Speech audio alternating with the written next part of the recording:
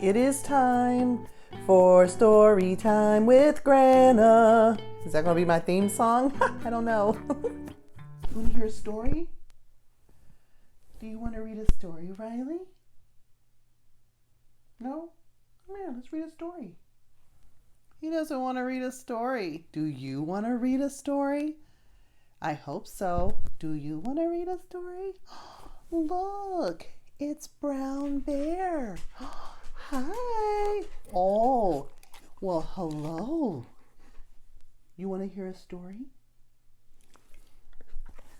What about this one? What do you think about this one?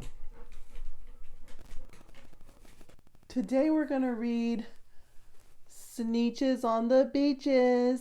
Sneetches on the Beaches. Brown Bear. Yes. Do you want to read this? Yeah. Okay, well sit here, okay?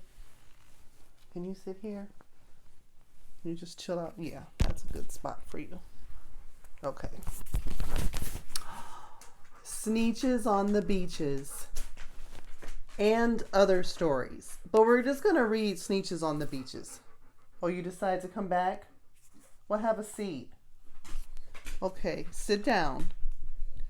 Okay, now, let's all read a story. Sneetches on the Beaches. By Dr. Seuss.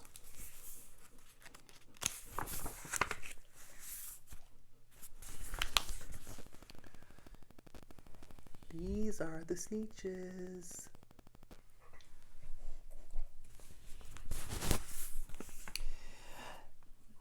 Now the star-belly Sneetches had bellies with stars. The plain belly Sneetches had none upon theirs. Those stars weren't so big, they were really so small. You might think such a thing wouldn't matter at all. But because they had stars, all the star-belly Sneetches would brag we're the best kind of Sneetch on the beaches. With their snoots in the air, they would sniff and they'd snort. We'll have nothing to do with the plain belly sort. And whenever they met some, when they were out walking, they'd hike right on past without even talking. When the star-belly children went out to play ball, could a plain belly get in the game? No, not at all. You could only play if your bellies had stars, and the plain belly children had none upon theirs.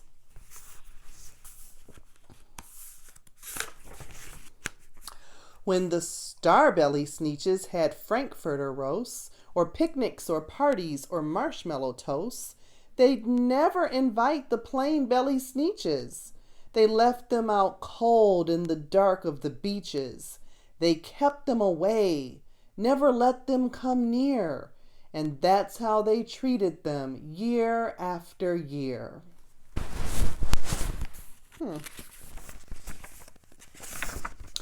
Then one day, it seems, while the plain belly Sneetches were moping and doping alone on the beaches, just sitting there wishing their bellies had stars, a stranger zipped up in the strangest of cars. "My friends," he announced, in a voice clear and keen, "my name is Sylvester McMonkey McBean, and I've heard of your troubles. I've heard you're unhappy. But I can fix that. I'm the fix-it-up chappy. I've come here to help you, and I have what you need. My prices are low, and I work at great speed, and my work is 100% guaranteed." Then, quickly, Sylvester McMonkey McBean put together a very peculiar machine, and he said, "You want stars like a star-belly Sneetch? My friends, you can have them for $3 each. Just pay me your money and hop right aboard. So they clambered inside, and the big machine roared, and it clonked, and it bonked, and it jerked, and it burped, and it bopped them about. But the thing really worked. When the plain belly Sneetches popped out, they had stars. They actually did. They had stars upon thars. Then they yelled at the ones who had stars at the start. We're exactly like you. You can't tell us apart.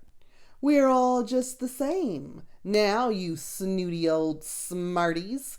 And now we can go to your Frankfurter parties. Seems like everybody's got a star now. I don't think you're listening to the story, Riley. Good grief, groaned the ones who had stars at the first.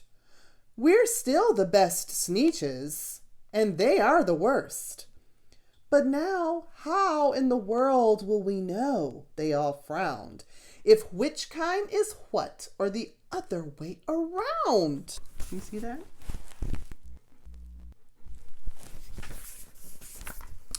The bear decided to take a break. He went to get a cup of tea. Then up came McBean with a very sly wink, and he said, things are not quite as bad as you think. So you don't know who's who? That's perfectly true. But come with me, friends. Do you know what I'll do? I'll make you again the best Sneetches on the beaches, and all it will cost you is $10 eaches. Belly stars are no longer in style, said McBean. What you need is a trip through the star-off machine. This wondrous contraption will take off your stars, so you won't look like the Sneetches who have them on thars. And that handy machine, working very precisely, removed all the stars from their tummies quite nicely. Then, with their snoots in the air, they paraded about. They opened their beaks and let out a shout. We know who is who, now there is no doubt. The best kind of Sneetches are the Sneetches without. Then, of course, those with the stars got all frightfully mad. To be wearing a star now was frightfully bad. Then, of course, old Sylvester McMonkey McBean invited them into his star-off machine. Then, of course, from then on, as you probably guess, things really got into a horrible mess. All the rest of the day on those wild, screaming beaches, the fix-it-up chappie kept fixing up Sneetches. Off again, on again, in again, out again. Through the machines they raced round and about again, changing their stars every minute or two. They kept paying money, they kept running through, until neither the plain nor the star-bellied Sneetches knew whether this one was that one, or that one was this one, or which one was what one, or what one was who. Then, when every last cent of their money was spent, the fix-it-up chappie packed up and went. And he laughed as he drove in his car on the beach. They never will learn. You can't teach a Sneetch. But McBean was quite wrong. I'm quite happy to say that the Sneetches got really quite smart on that day. The day they decided that Sneetches are Sneetches, and no kind of Sneetch is the best on the beaches. That day, all the Sneetches forgot about stars and whether they had one or not upon thars. And that's the end of that story. Sometimes we think we're different, you know? Sometimes we think people are different, and a lot of times we have to work to find out how we're really the same, you know? And sometimes people will take advantage of us for thinking that we're really different. Did you see that happen? He played a really mean trick on them, but it got them to learn a lesson. That's our story for today. I hope that you all are doing okay. I can't wait to see you and have fun and play. But until then, we'll read a story on another day. We might read another Dr. Seuss because, like it says, and other stories. There are more in here. Anyway, take care. Granna loves you.